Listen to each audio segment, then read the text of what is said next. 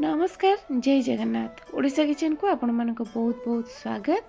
आज मुझे आपण मानक पई सिमेई रे तैयारी बहुत गोटे सहज और स्वादिया रेसिपी जोटा को खाइला मात्रे पिला माने मैगी चाउमिन नूडल्स खाइबा पूरा पूरी भाव में भूली जिवे। सकाळर जलखिया रे खाई परिबे, ता सहित पिला को टिफिन में मध्य दे परिबे। ताले चलंतु किभଳି प्रोसेस रे आज रेसिपी को बनैछि, वीडियो को स्किप न करी संपूर्ण भाव में देखी नवा। से मुझे गोटे गिनारे गोटे गिना सिमेई को भाजवाई ये बसई नहीं गोटे फ्राइंग पैन देहरे देदेवी गोटे चमच इठी तेल तेल बदल में आपड़ चाहिए घी भी नहीं पारे, बहुत बढ़िया बास्ना आसब। तो ये आम ये लो टू मीडियम फ्लेम रे सिमेई को भाजवा आ सिमेई को जो भाजवा खुशुणी को ये कंटिन्यूअसली चलई चलवा जहाँफल चारिआडू भल भाव सामान भाव भाजी हो गोल्डन कलर होगी भाजी हो। ये आपड़ चाहिए रेडीमेड सिमेई जमती मार्केट रे भजा सिमेई मिलूँ ताकू नहीं पारे, किंतु मुझे नॉर्मल सिमेई नहीं। नॉर्मल सिमेई को जदि आप भाजिकी एमती बनाती ताहले जलखियाटीर टेस्ट बहुत बढ़िया आसीबो। तो यू 3 ରୁ 4 मिनट भितर आमर सिमेई सब भाजी गलानी, ता सहित कलर मध्य बहुत बढ़िया हो गलानी। गोटे प्लेट को बाहर कर नहीं आ सेम फ्राइंग पैन रे दे दूची मुझे आउ गोटे चमच तेल तेल ये हल्का गरम हो गला परे मुझे नहीं गोटे गिना चीना बादाम को आगे मुझे ये लो फ्लेम रे किछि समय भाजी सारा परे देदेवी अल्प किछि काजू और चीना बादाम को एठी आम लो फ्लेम रे भाजवा, जहाँफल बादामटा भितर भल भाव में भाजी हो। किछि समय पर भल भाव में भाजी होगला पर बाहर करनबा।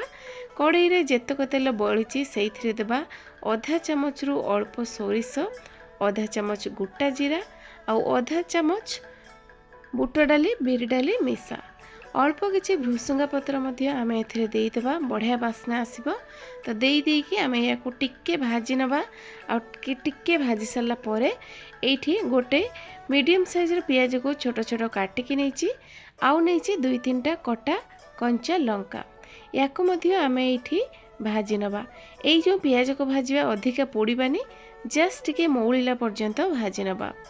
एबे देदेबा ता देहरे गोटे गाजर आउ गाजर बदल में आपड़ चाहिए आलू किंबा फूलकोबी किंबा बीन्स जेकोसी परिबा आपणकर पसंद नहीं पारे।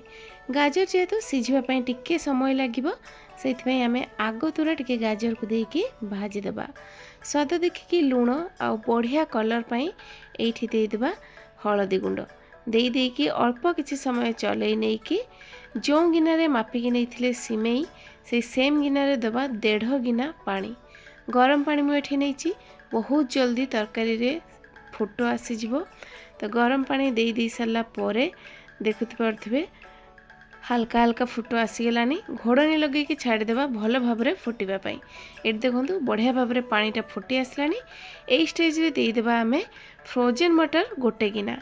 फ्रोजेन मटर जेहेतु से पानी फुटीगला पर मु दौची, जदि आप फ्रेश ग्रीन मटर नौथे ताले गाजर सहित देकी ताको भाजी नहीं पारे। तो फ्रोजेन मटर देकी पानीटा भल भाव में फुटिला परे जो सिमेई को आम भाजिकी रखी थे सिमेई सबको देदेबा और गैस रो फ्लेम को ये लो टू मीडियम रे रखिकी घोड़नी लगे छाड़ीदेबा 2-3 मिनिट पर्यंत।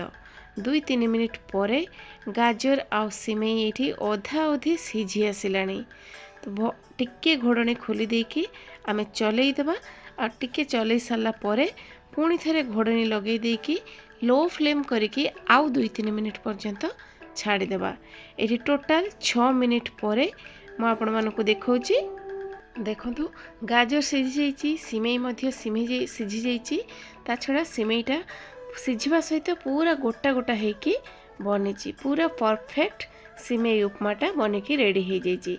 एबे आमे काटिकी रखिथिबा अल्प किछि धनिया पत्र देदेबा आ जो भजा होइकी रखाइथिबा बादाम आपण मानको निश्चय भल लागिथिबो। टिके खट्टा खट्टा चटपटा टेस्ट पाई लाइक करिवे, शेयर करिवे, चैनल नुआ थिले चाट मसला मध्ये निश्चिंत कर दे परिबे। त पुणी देखाबा आ नुआ वीडियो रे भल भाबरे आमे टिके गोळेइ नेबा।